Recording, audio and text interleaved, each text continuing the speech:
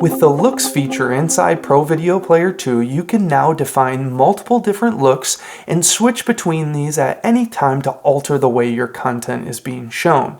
Here's an example with a video wall in the center of the stage surrounded by an arch of displays. You'll notice the first photo shows our content spanning across all the displays. In the second, we still have a video wall with content spanning across those displays, but the outer arch now has full screen content on each of the displays. And with Looks, this has never been easier. So I've gone ahead and created a similar output arrangement to the example you just saw. So if I play back some content to layer 1, you'll see we have that center video wall and an arch of displays, and our content is currently spanning across all of these displays. And then in layer 2, we can play back some content, and you'll notice it only plays across that center video wall and it's spanned across those 4 displays.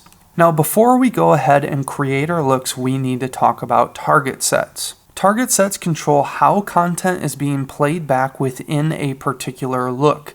To create or edit these target sets, we just need to go to Edit to show our layout editor, and we'll see our normal layers area here. And you can see in layer 1, we currently have one target that spans across to all of our different outputs. But if we flip down this target sets menu, you'll see we actually have 3 target sets set up.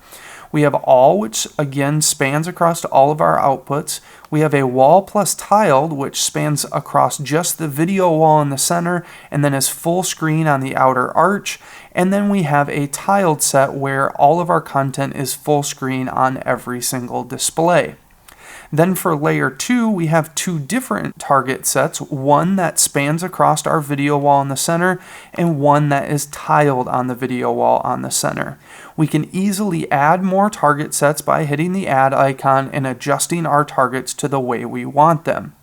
So now that we understand how to set up target sets, now let's trigger them using looks. So let's close this out. Into view looks, we just need to go to view, show look button. And then in the drop down, we can manage our looks. Let's create our first look, and I'm going to call this spanned. And we're going to create a look that is spanning content across to all of our displays in each layer. So over here, we can now add a layer and choose which target set we want. So we'll choose layer 1, and then from the drop down, we can choose all, wall plus tiled, or tiled. We want to choose all because that's the one that spans across to all of our displays.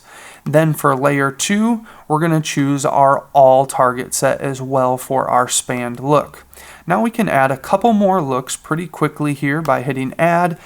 For this look, we'll call this tiled. And again, we'll go in and add our layers. So layer 1, we'll go in here, we'll set this to tiled. Layer 2, we'll utilize a different tiled target set. And then the last look we'll add in, we'll call spanned plus. And for this one, we'll go in again, add layer 1, we'll go in here and we'll add our wall plus tiled. And then for layer 2, we'll add in our all look so that our content always spans across the center display, but also tiles around the outer edge. So now let's look at these in action. So I'm going to close out of that look menu, but now when we click on it, you'll see our 3 different looks show up. We can still manage our looks, but these have been automatically added and assigned different hotkeys that we can use to change our looks out. So we're going to start with our spanned look. We can play back some content to layer 1, and it plays back just as we would expect, spanning across to all the displays. But if we go to layer 2 and play back our content there, you'll see it spanning across that center display. But now if I would switch this to tiled, you'll notice it switches all of them to tile. If I clear out layer 2, you'll see that the center video wall in layer 1 is still tiled as well. And lastly, we can go to our spanned plus look, and here you'll see that we have full screen content on the outer arch, but then we have spanned content in the center. And in layer 2, if we play back video, you'll see that's spanned across those 4 displays as well.